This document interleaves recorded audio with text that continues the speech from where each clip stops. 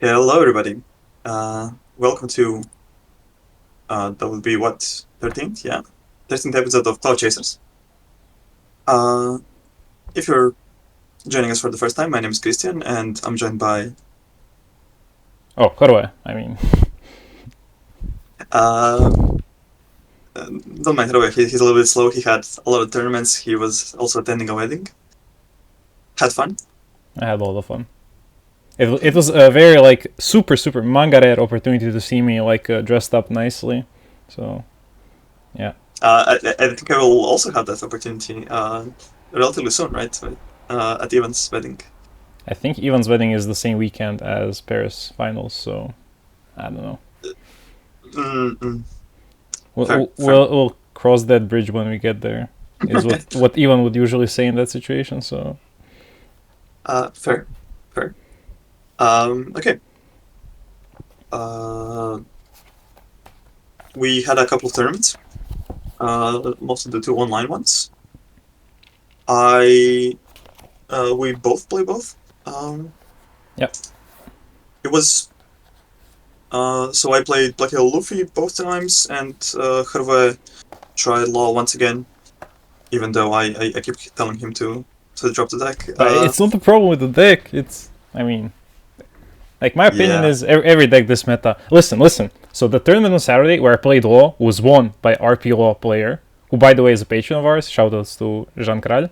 Uh, and he played Red Purple Law and he won 10-0. It's just yeah. I mean this meta is what matchups do you run into? How well do they, how well their cards drawn pair up into yours, and a lot of stuff is outside of your control. I feel true, because true. as you may guess already by Kristian's very somber retelling of what I played and my reaction. I did not do well. I won round one, round two pretty easily, like Black Hill Luffy Nami, and then round three, round four, I just run into Uchis who get at least one body removed per turn, and then drop Morias and I die. But yeah, I played Black Hill Luffy on on Sunday as well.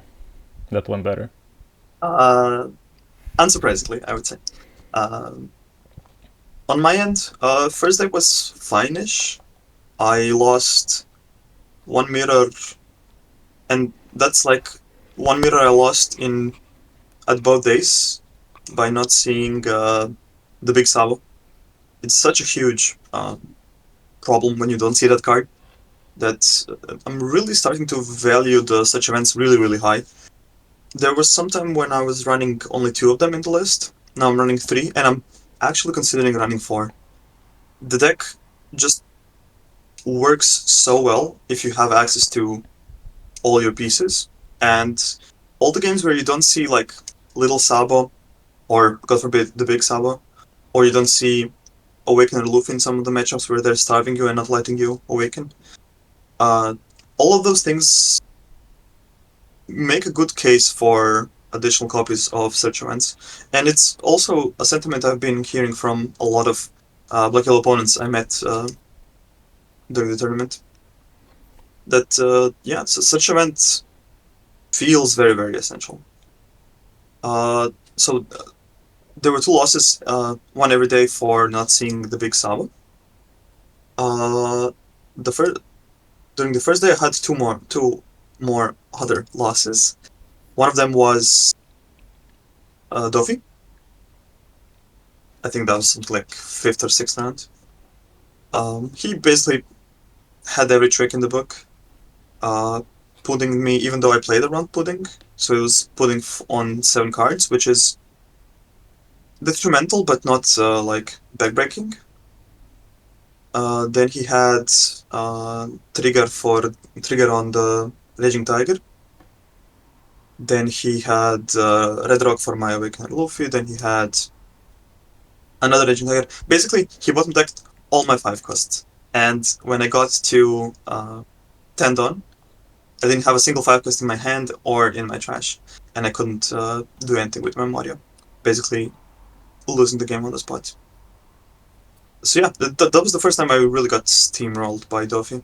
Usually you can manage it around, but if they keep like playing all the bottom decking, they have a strong start, so they can also pressure you, and you have like counter from time to time to respect pudding, right? It can be pretty hard. And the last one was lost to a player many of you know. His name's Fabian Goodgluk, if I remember his surname. Yeah, we played, I think, round 7 or something. Um, had a lot of banter. Had a great time. I mean, Fabian is a good friend of ours, a patron as well, right? And yeah, we had a good More game. as a sign of support than out of necessity, but yeah, I Yeah, believe he is a patron. of course. Uh, I mean, he still joins our streams. Yeah. So he's uh, doing something with the membership. Um, that game was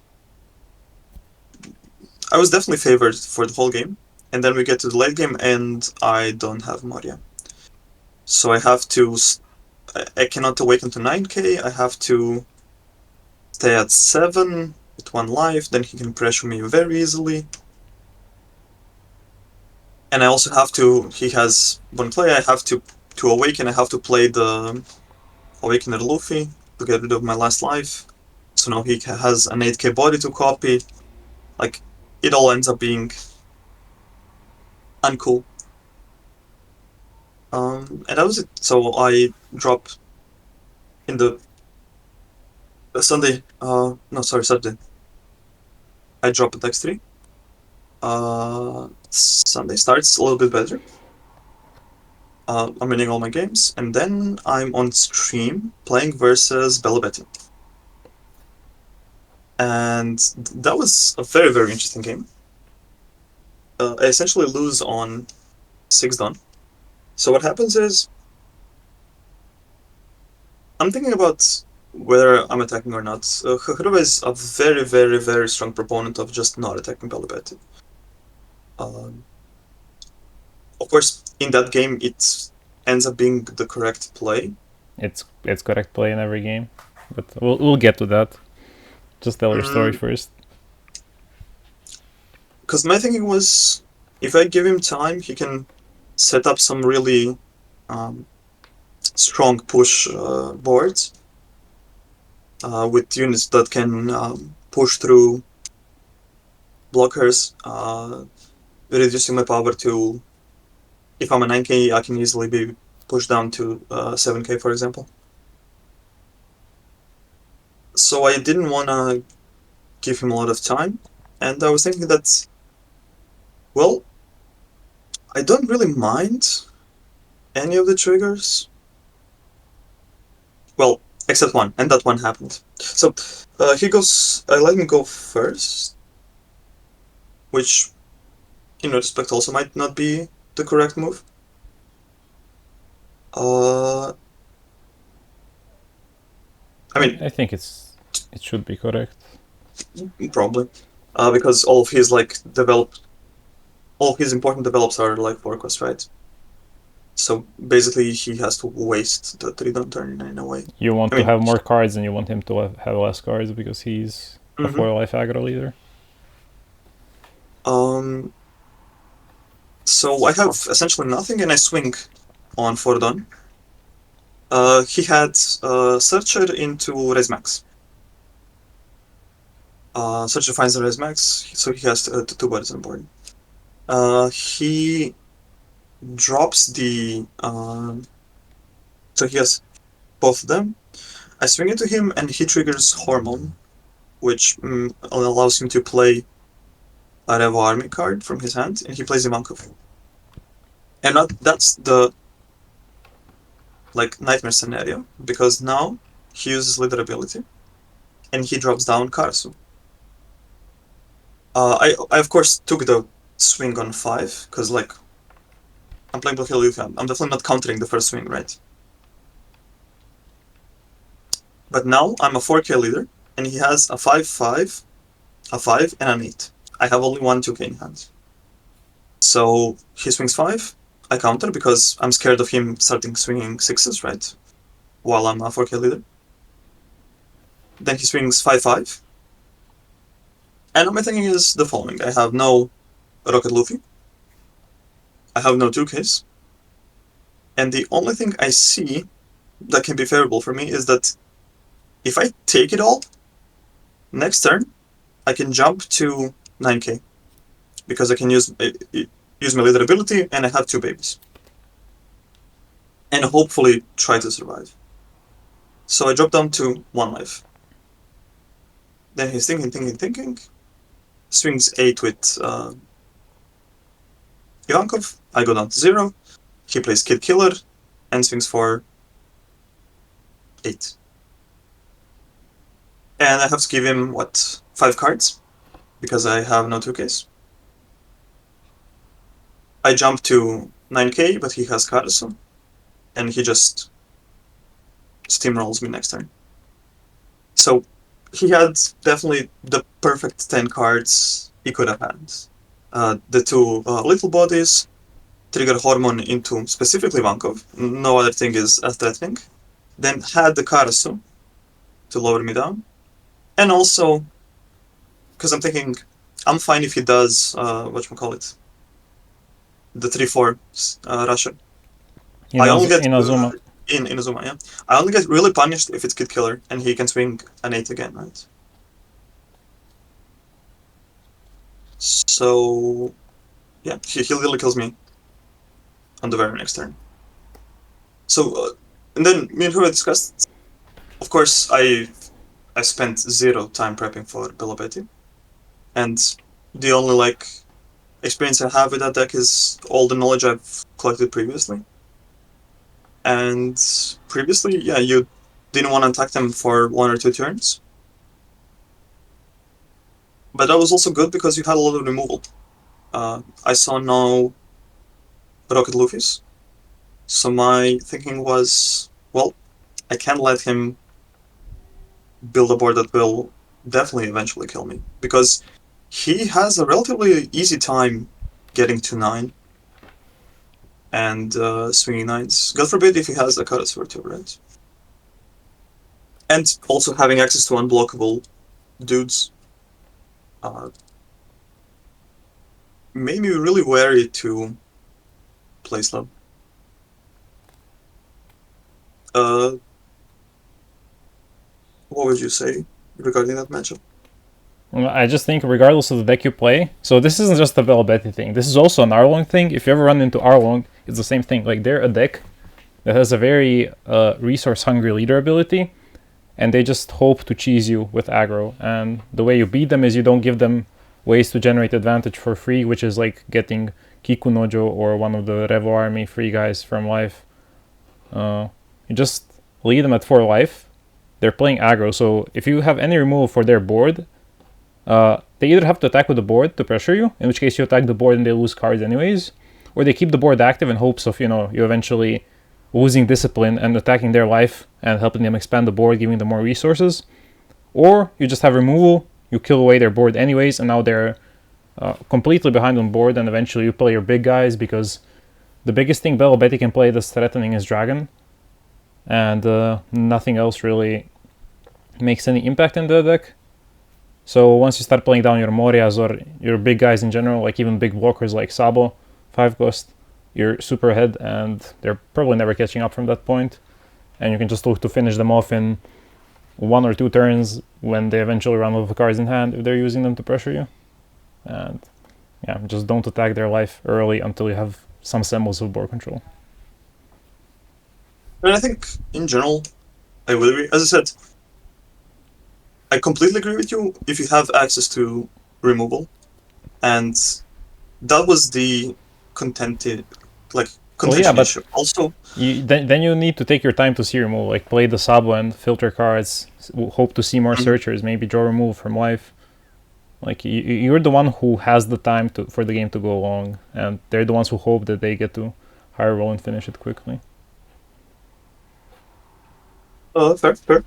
Anyways, so that was a very disappointing game, right? Because I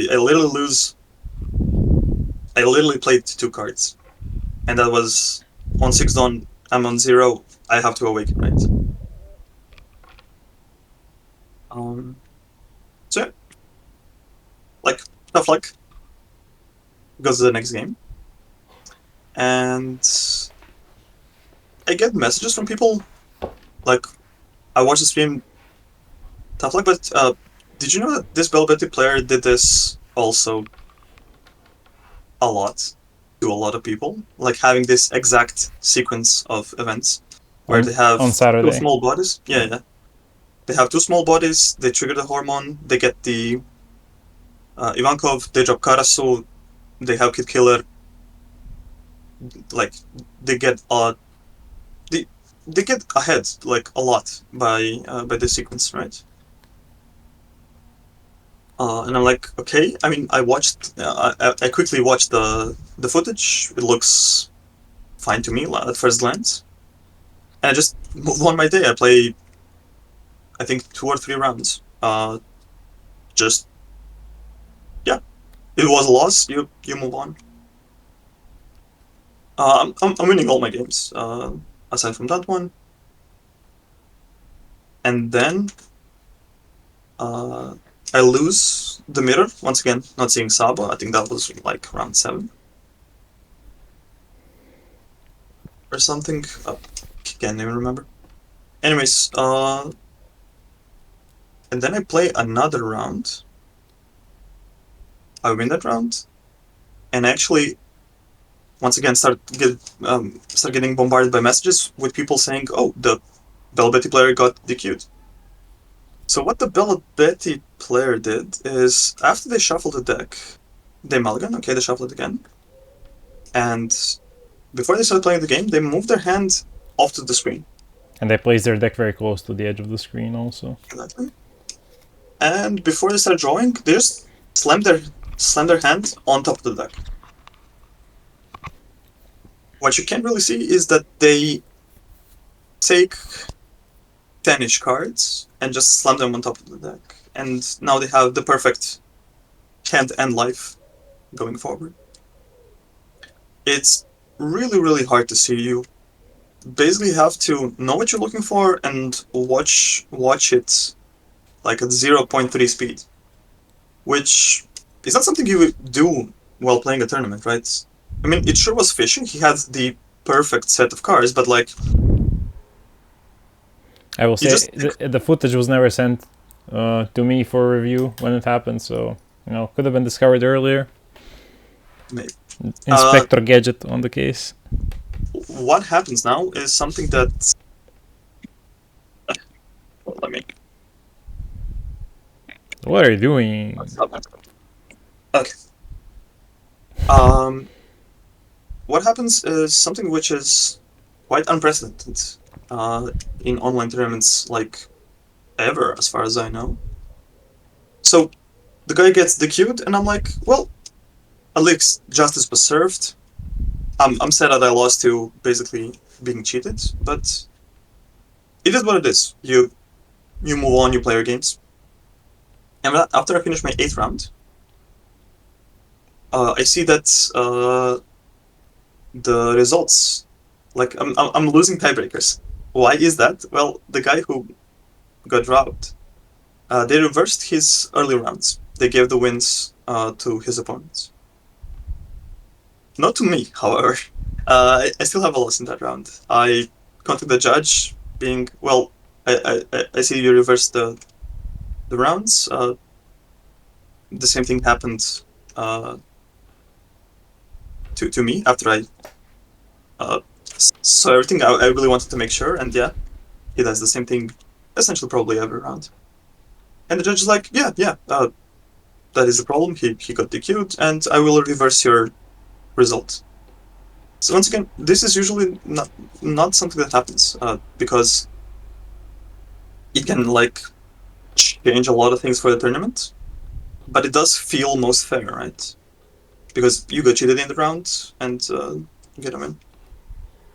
It is, so I feel great because I get to win, and I'm currently X1. On the other hand, it is kind of bittersweet because I know that I will have the worst tiebreakers in my group, right? Because I've been playing with opponents who have one more loss. Yeah, you were effectively down paired every round.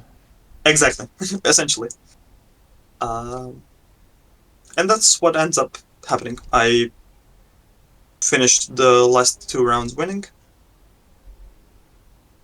I end up X1, but I have the worst tiebreakers. So no top 8 for me. I end 11th, I think. And once again, pretty similarly to Saturday, I really like the stability of the deck.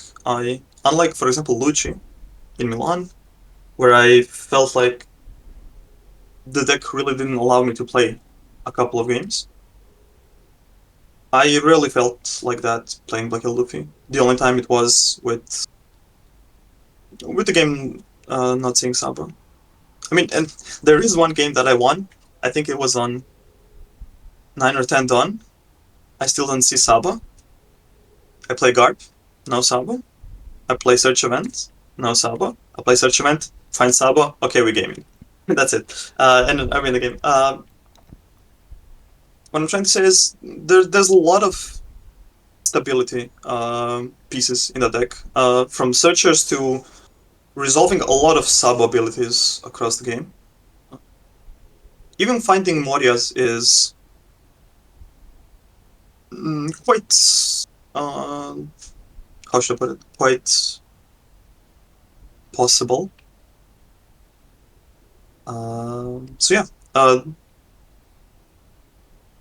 even when I lose, I'm not mad at the deck as I was with Lucci, and that makes it a good pick in my book for tournaments going forward, at least in the current format.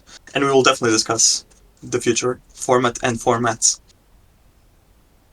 So yeah, I end up being X1, and Hrve, your Sunday was... So yeah, I played Black Hill Luffy as well. On the morning I decided to go with the rather unorthodox build, and that I dropped aces completely in favor of some cute deck cards, like I ran the Black Luffy and the Yellow Saba, and ran the reduction package in Kuzan, Ice Age, and the Toy Soldiers, with the idea that particularly against black decks, but also against Law, there's a lot of, Saba is the main blocker and he's 5 cost.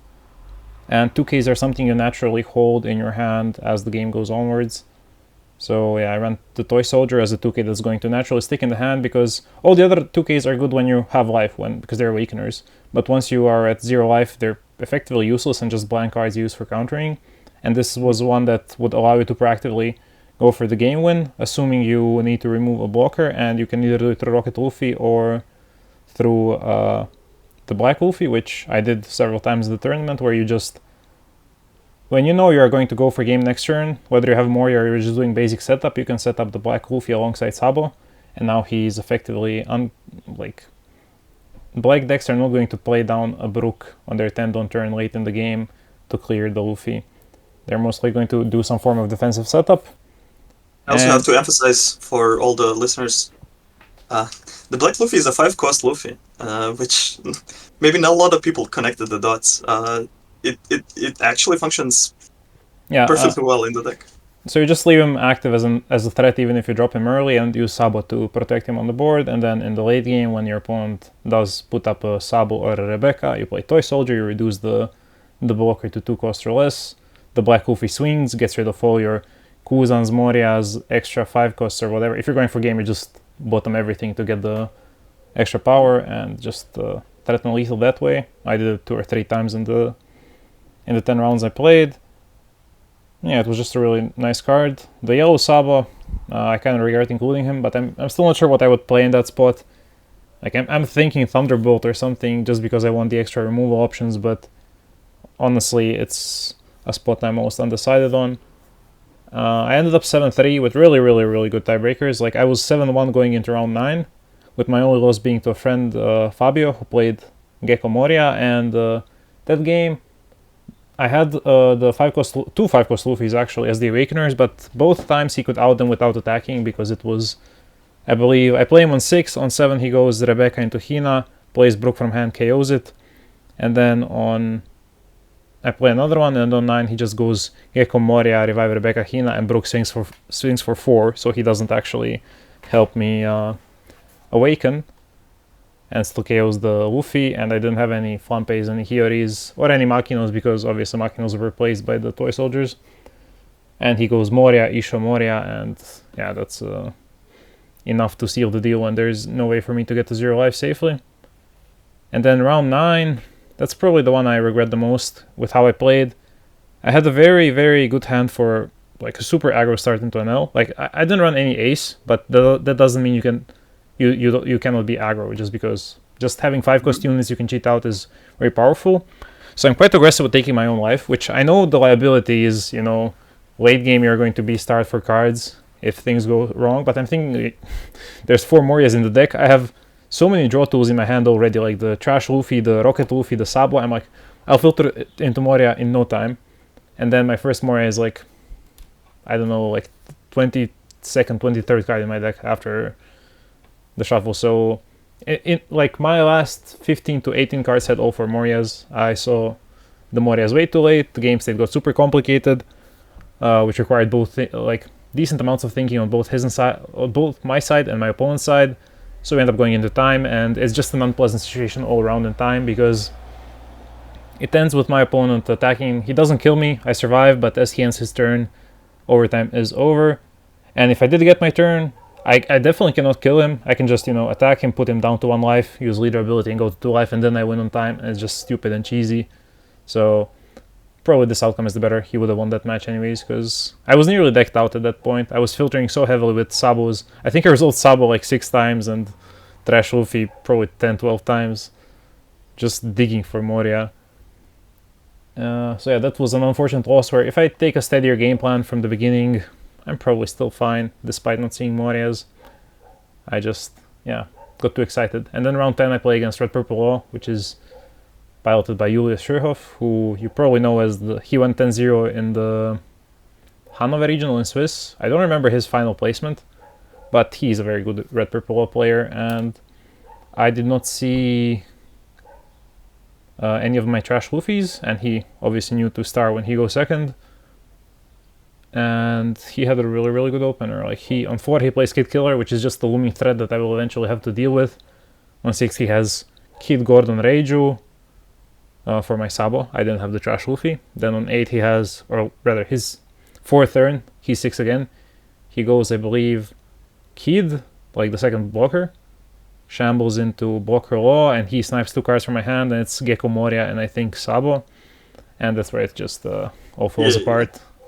Because with 2 blocker kids it's pretty hard, because they can... Yeah, so it's 2 blocker kids, Blocker Law, and I lost my only Moria to the discard, and obviously he played perfectly, so not really much that I could do there without the ability to awaken nicely. And yeah, I lose. I have really, really good tiebreakers. I sent like 53rd, I think, was the final standing. But yeah, if I had won either of the 2 matches, I'm like I have a strong chance of squeezing in as the like 15th or 16th into top 16. So it's a bit unfortunate, but yeah, I can only blame myself for the NL match. And yeah, I'm still happy with the result. I experimented with some cards, and they worked mostly nice. Like I did a lot of last minute changes just to try out the list, which sounds funny that I wanted to try out stuff on a big tournament. In a big tournament, but I was like, yo, this sounds so good in theory. I did some very, very limited like testing of scenarios with the cards. I was like, well, this gotta work, because yeah, I don't like the ace. There was no matchups where I was like, I really wish I had ace. Like the only one. There are, like, you definitely can do a lot. For example, Mirror is very driven by ace, because he basically forces your opponent to awaken, and also if your opponent is not careful, and usually it's not even about not being careful, it's about not seeing Sabo. You can literally win the game if your opponent drops down to 0 and you swing Sabo for like 8-9. Yeah, see, I want to say, like, it's just a playstyle difference, because Ace, I did kind of like him in the right situations in a lot of matchups, like Bonnie, Nami, red purple wall when you need to be aggressive, black Lucci, Yeah. blue That's Delphi. like And Mirror was the one match where I was like, I really don't care for ace. And then there's a lot of situations where I just have ace in hand and I'm like, I really wish this was any other card. So I just tried out cutting him completely, which I didn't do much before, and I did not miss him. well, as I said, I played a lot of mirrors across the 2 days, and Ace was impactful in every one of them because he is probably the strongest card you can play before you're all 9k, and he Okay. really punishes any missing pieces from your opponent. Like if they cannot awaken to 9k, which is very possible if you attack early and they don't have all the babies in place, right? So all in all, I would still say it's an important card, and it's also a huge consistency piece because then you have quite a lot of more babies, and those are very important for setting up Moria, um, setting up everything, right? Yeah, but I don't know. I see setting up ace as such all value. That's the like you get a 2k on leader. That's the main thing that um, he effectively Not really. I enables. mean, there are also other matchups where he's quite important. Yeah, blue versus Law as well because he's a 7k. Sure, they can now attack him, but that's fine. Mm, I won Bonnie matchup I played simply on the back of Ace because versus Bonnie you basically have to be very aggressive, right? Uh, he's also pretty good versus NL. Like there are reasons to play him, and of course, one of the reasons is you just have an additional way to buff your leader, which is not nothing. Uh, Being able to do that is the bread and butter of the deck. So even that small consistency is probably enough for me to still keep 3 big ones and 3 little ones. Okay. Uh, any other closing thoughts? Mm, I'm not a fan of formats with this many decks viable. That's We discussed that previously, and yeah. I still stand by my statement. I don't mind a lot of decks being viable. I mind polarizing matchups, and that's it. Like if the matchup weren't so polarized, it's only good that you're playing varied, uh, like into a varied field. Even though I think I played so in what 17 rounds, I think I played one blue deck, one Velvetti, one Bonnie, and the rest was just mirrors and Luchi slash Moria. You didn't play against any Namis? Nah. Not a single Nami. Speaking of, if you follow our Patreon, there's a guide on how to play specifically against Nami. And who Yep. knows? Who knows? Maybe we'll make one for Belobetti and Arlong and NL. I guess Kristian talked about it in Discord this morning. So possible, Yeah, possible. because when we were writing guides, we want to cover everything, but there are some decks which basically require special attention. They really require you to play differently. Nami is one of them, NL is one of them, Velvet might be one of them, Whitebeard is definitely one of them. So, yeah, we kind of discussed how to approach because we don't want to explain how to beat that deck in every guide. So, probably just write a guide to how to play versus that deck and then just talk about specifics for any other deck. Yeah, aside from the Nami guide, you can also find Hrvai's Black Luffy guide and my Lich guide on our Patreon. Talking about Patreon, there was one recent event that we haven't discussed online, and that's we are hosting monthly tournaments for our patrons. Yeah. And we definitely want to shout out. Kawao. Let's shout out both winners. Yeah. So the first tournament was won by Kitoxma, I think. Yeah. Pretty sure. I think he was on Lucci.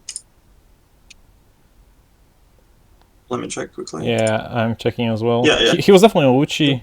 Let me just make sure it was Kitoxme. Yep, it was. Yeah, and the second one was won by Cavo on Bonnie, where he. Well, we'll spectate.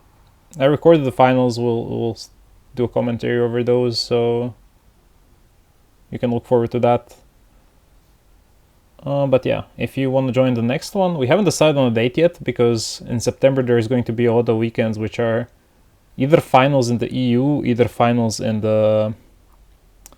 NA, either some like offshoot tournaments because we know TCG matchmaking / OP Bounty has their finals for the latter as well. So we try to make it doesn't overlap with those, but people will want to test the new format. So there will be an announcement here and or not here rather, in the Discord and on the Patreon for the next one. So if you're a patron, feel free to join in. Okay, and there's been quite a lot of talk on new formats, so let's dive into it. Yeah. Yeah. Here's your Internet Explorer delivery of the news.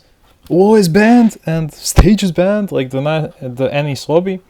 Yeah, so we discussed possible bans in our previous podcast, which is probably uploaded just a few days before this one. And also, I do have to mention, I hope we definitely provide a different kind of content. So we are definitely not your usual YouTuber, as you might have noticed, where we will just jump at every opportunity to push content as we can. We take our time, we absorb information.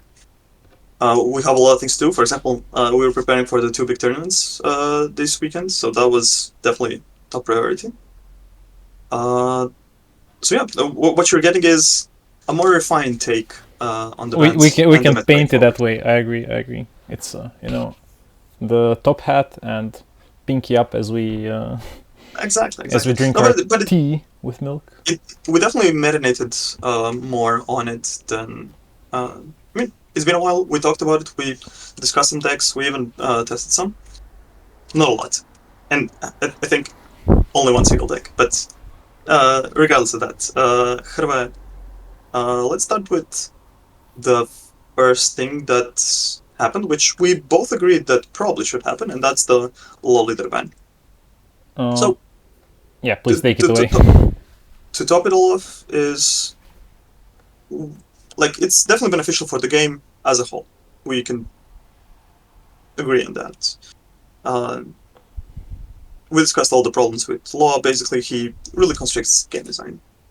Now, meta-wise, a lot of decks were gate-kept by law, right? We talked a little bit about Reiju, who now might be the premier aggro deck, right? And also, Bonnie had issues with 2 very specific decks, those being Lucci and Law, both who got hit with this ban list. So I would definitely say that Bonnie might see a very big resurgence. Yeah, so you've basically dedicated your OPO7 format to Law.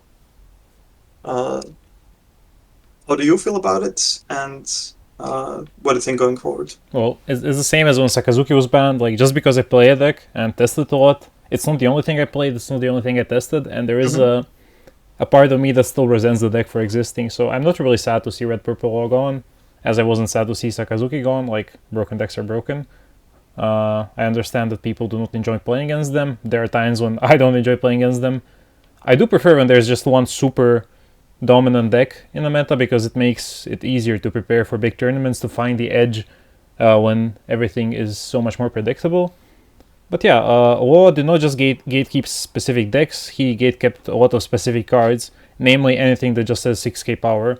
It's similar to what Sakazuki did in the previous formats, where if your unit said 3 cost in top left, it wasn't really playable. It was like, what the change for Law in OPO7? Well, there was no Sakazuki, so suddenly the Zorajuro, the Shuraya, the Arash Zoro, the Blocker Chopper, if you wish, all became that much more playable because there's no Houndblaze. And now I expect similar to happen for a lot of decks which exist in like the fringes of this meta, where they have some 6k power card that is really good, but it's 6k power, so it just doesn't present an obstacle to Law, and is therefore not really playable or particularly good in this format where a deck can just so easily remove it and the deck is so popular. So I expect that a lot of development for builds of many decks will revolve around that 6k power stat line that is now once again unlocked for everybody else. Which deck specifically will benefit the most? I'm not yet certain for the Western meta, because honestly the list of stuff I want to test is really long, but I think the deck that benefits from these two changes the most in the Eastern meta is going to be the Blue Doffy, because they already got the new starter deck, they got OPO8, and Lucci losing stage to deal with the bodies more easily, and Law just disappearing means that spam of 4 cost bodies is that much more stronger. So if I were playing in the East, I would be looking towards Doffy, because Bonnie and Black Yellow Luffy profiting from these bans doesn't mean much when Doffy is just naturally good into both. But for the West, I think maybe seeing if that Doffy potentially carries over. I don't think it does as well, but it's still probably going to be a topping deck on the regular. But there's just a lot of testing to be done now before finals. I'm glad they did the ban list. I saw some complaints that the entire format of testing goes down the trash, but there's still a month until finals. That's plenty of time to test, and I know of other card games which made sudden changes that were much closer to the big tournament date than this, that were actually problematic. And this is you have a month to test. It's understandable if your job or family or doesn't give you the time to test as much as you would like, but I think that's why I subscribe to Fluctuations. We do the work for you, and of course. But I think just having a marginally healthier format is going to be better for all, because the only thing that really changes is how the power level of the format is slightly reduced. There's still going to be 7, 8, 10 viable decks that you can top with. It's just that the most game-breaking one of those is gone, and the other one that's really strong got toned down a bit. You mentioned a thing, and I guess I'll jump on that before we move on to the other ban. I was very pleasantly surprised that they moved the bans for West sooner than we expected. I always found it bizarre that they banned Sakazuki, but they decided to keep him for one whole format. Essentially being yes, we think this deck is broken and it should be banned, but play with it nevertheless. It was really baffling to me. They had a reason to ban it, and that reason still existed. And you ban stuff because you discover a reason to ban it, right? There's a problem, and the ban solves the problem. That problem was still present in the Western meta, and the solution was the ban. So why not implement the ban? I really found it bizarre, and I guess they wanted to... The only reason I can find is they wanted us to have the same meta as our Asian peers, but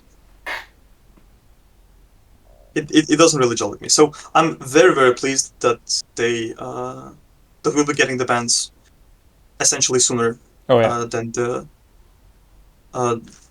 East got them. And also I'm personally very happy because we're finally getting this. Both me and you are deck builders, and we very rarely get to flex that strength, because usually the decks are, I wouldn't say solved, but very close to solved. And this is one small moment in the game where the meta is slightly more open. Yes, the decks and the engines are somewhat solved, but maybe some things which people do not expect might work well simply because the meta is so different, right? Yeah. And it gives people who who like bring up something new, like that much more chance to perform at the tournament with it. Because the last time we had this, we had one person win 2 regionals in a row with Red Purple Wolfie. So yeah, Giovanni once again gets the shout out. And yeah, I think just if you have the ticket for Liverpool and you have the time to prepare, to test stuff out, to find something new, and potentially format breaking, like, you know, this is your time. Probably the best chance you're going to get for a while, because I don't think there's going to be something as oppressing on the Asian side of the game as Red Purple was, at least for another set or two. Well, speaking of that though, I just remembered. I'm not sure if I talked about this in the previous episode of the podcast or not. And also to just add something to this, and I'll let you go on. This also happens for our OPO8 meta, which was heavily dominated by long, right? We will have one set completely different to East, right? Yep. Please go. But yeah, I just remembered. I hate what Bandai does with the promo leader reprint, where they make it completely unplayable. They did with Sakazuki, and now they did with Law. I don't remember if I talked about it in the previous episode that I hope they don't do the same thing again, but they did it again. Like, this new Law leader is utter trash. There is literally no reason that you would want that leader ability where you have to bottom deck your own 3k or more power unit to play out a Hard Pirate specifically. Like, it could have been return it to hand and then play out the Hard Pirates. Or just even limiting the shambles to Hard Pirates. That's something you suggested in the previous episode. That already like removes so much of the bullshit that's possible. Like, there's no more bring out Reiju and draw 2 cards, because that meant that starting with an 8 card hand in a turn you could do Kid Gordon Reiju and you still draw 2. Here you would have to start with a 5 card hand or 6 card hand, play Reiju, and then do other stuff. And shambles into much. No more Kid Killer endgames. No more Kid Killer endgames. No more blockers just coming out of nowhere to secure. Like, 6 Claw Sanji becomes a card you actually have to really plan around playing. There's no more free Shuraya, no more free Bonkle, no more free like, everything changes and the deck becomes much more balanced. But they just decided that it needs to be unplayable, and to me that's a shame, because it removes a whole, like, that's one path that you could have taken that's now completely gone from the game. Because we talked, just by limiting him to Hard Pirates also gives a lot of life to cards previously underplayed, and it really brings down the power level. You have to build differently now. You have to have, like, I would say, I don't know, 12 good Hard Pirate cards.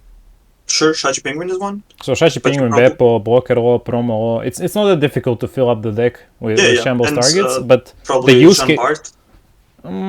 That's. I think I would sooner include like the Beppo or the Law from OPO5. No, I mean the 3/5 no counter Beppo. That gives minus 2k power if you're less down. But I just think a lot of the, like, you would already reduce the possibilities of scenarios in which you can shambles efficiently, and that already should be enough. Like, you cannot just completely, like, there are turns where Law shambles, but he ends up ramping in Dawn in total. Like, the turn where you start with Zora Juro, you play Blocker Kid, and you shambles into Shachi Penguin, you went -3 Dawn, but you gain 4 Dawn, so you're up 1 Dawn and ramping, which is kind of absurd. I guess that would still be possible with just the Hard Pirates shambles, but it would be much harder, especially in later turns where you bring out like Ain or Bentham or just setting up like another Zora Juro for ramp next turn. But yeah, and also the fact that you're not removing anything from your opponent's side of the field is like insanely huge, right? Anyways, yeah, I completely agree with you. They could have done so many different ways. Even with this way, they did it. They really tried to make it as unplayable as possible. Like, why -3? Why not -2? Why does it have to be 3k or more? Why not Why even that requirement? Like, they could have done so many things more. Or as you said, bounce to hand instead of bottom decking. This really looks like they tried their best to make it as non-playable as possible while still existing. I don't know what else to say. Okay. So yeah, quite similarly to Sakazuki, do not expect anything from New Law. Like, they really try their best to Like for Sakazuki, you nail can it. at least make the argument currently he's the only attacking leader in that color combination. But for Red Purple Law, like if you want to stick to 4 life, you still have the Uta, but you also have the Red Purple Luffy, and if you're so inclined, the Red Purple Kid. I think those are all the Red Purple leaders. But point is, there's more options than just Law, and at the point where Red Purple Uta becomes more playable than your own leaders, where you're gonna be like full up. This cannot be the way. Which I'm sure will be the case with Sakazuki. As soon as something new, black plus blue, is released, that Sakazuki promo is going in the dumpster. Like nobody's even gonna think about it. I mean, unlike now, yeah, I wake up every night thinking about the promo Sakazuki. Anyways, the next ban was Enies Lobby. So this is definitely, we discussed this previously, and I always felt like that is a concept that the Bandai developers really value, and I think this ban really emphasizes this. They hate banning super rares. Like, they were really, and I think Enies Lobby is a really good ban, as it really dampens the power of the deck. Sure, there were quite a lot of builds without the stage, but I think moments when Lucci was a silly deck are mostly on the back of stage. Without the stage, he's a very good deck. Like, don't get me wrong. Unlike Law, Lucci is not going anywhere. He will remain a tier 1 deck, for sure. Just the silliness is out of there. Yeah. And the more I think about it, the more I think you should appreciate and like the ban, because it keeps the deck, keeps it a little bit in check, doesn't ban any cards which you maybe bought and you would like them to keep value.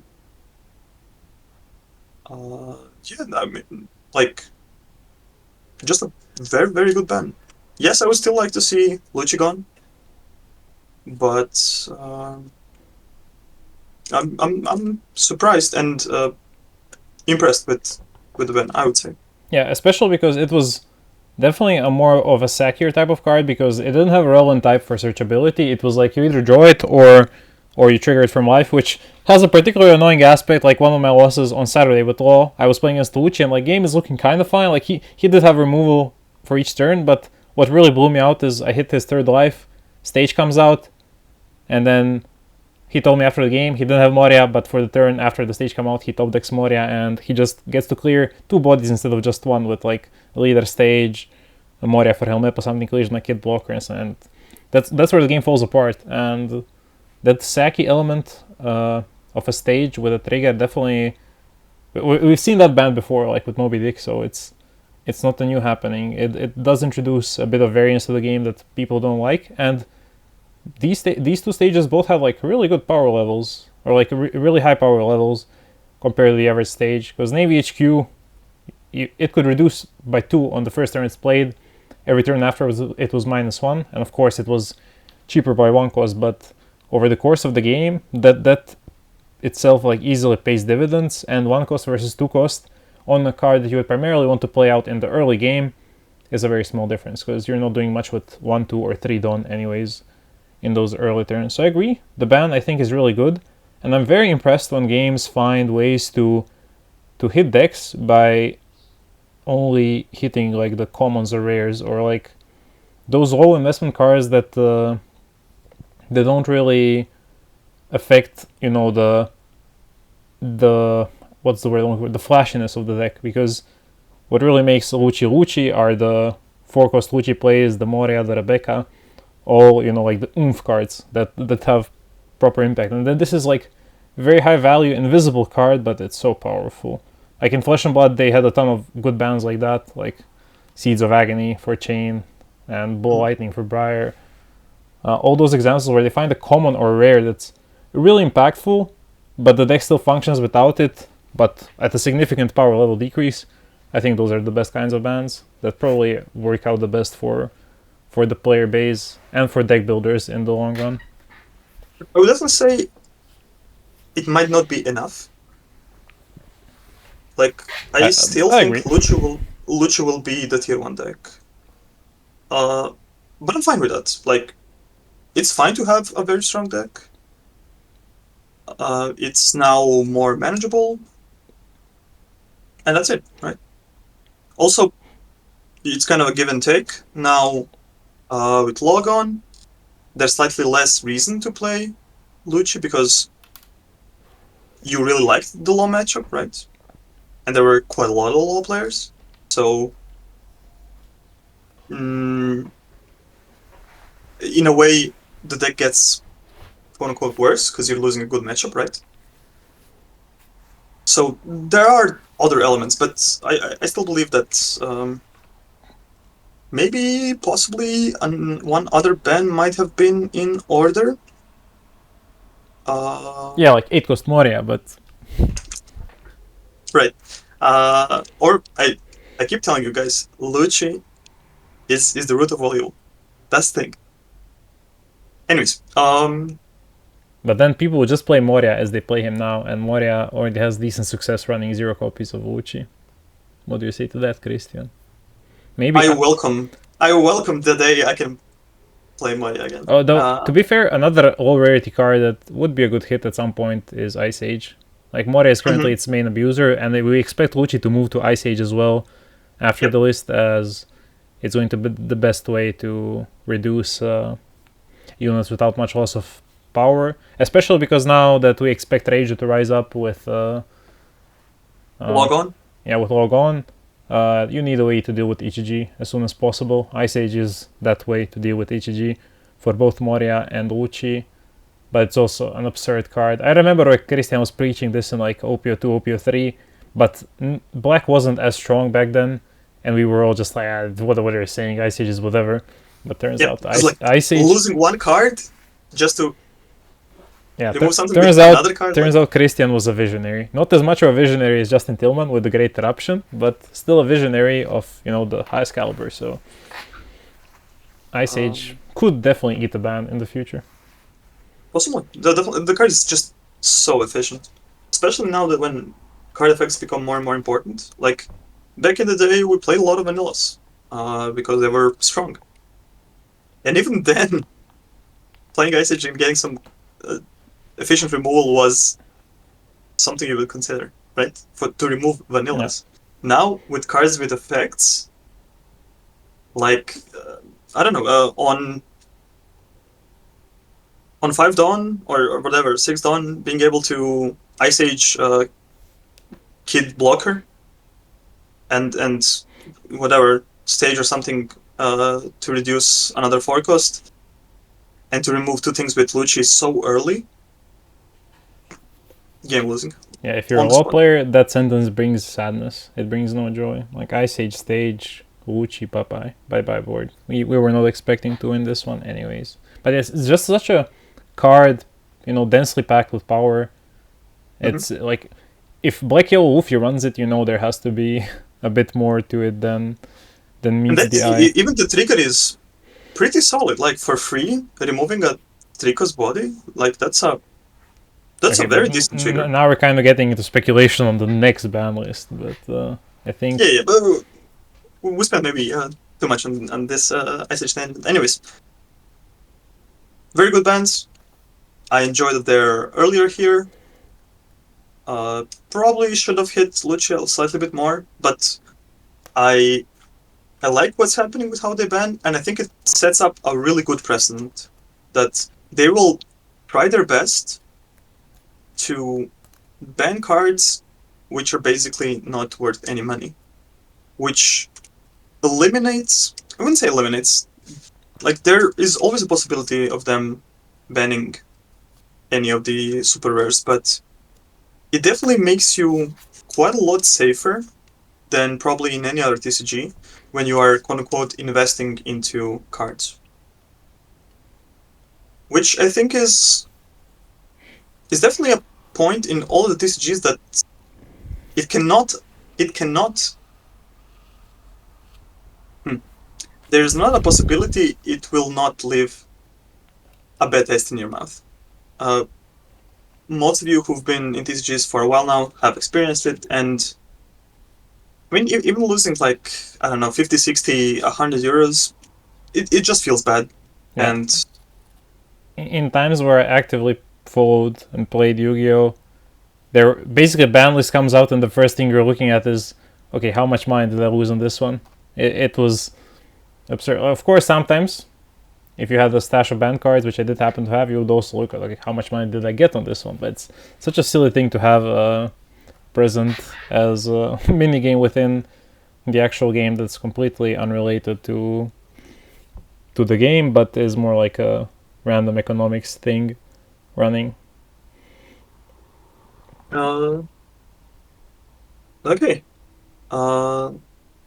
With that, this will probably one of the shorter episodes because we're ending this main topic, and there's not a lot more to talk about. I mean, there is, but it's going to be in the next episode probably, where we do a little bit of an updated tier list predictions for the post format, but that's for that video. For the future, the tier list for the edited format. We will soon start the OPO8 set review to have it ready for release. You'll also see some of the VOD reviews. We will definitely be uploading the tournament we had, our Patreon tournament. And yeah, that's basically the content you will expect from us in the near future. Okay. Until then, we bid you farewell, and I hope you chase that hunt. Have fun. Bye bye.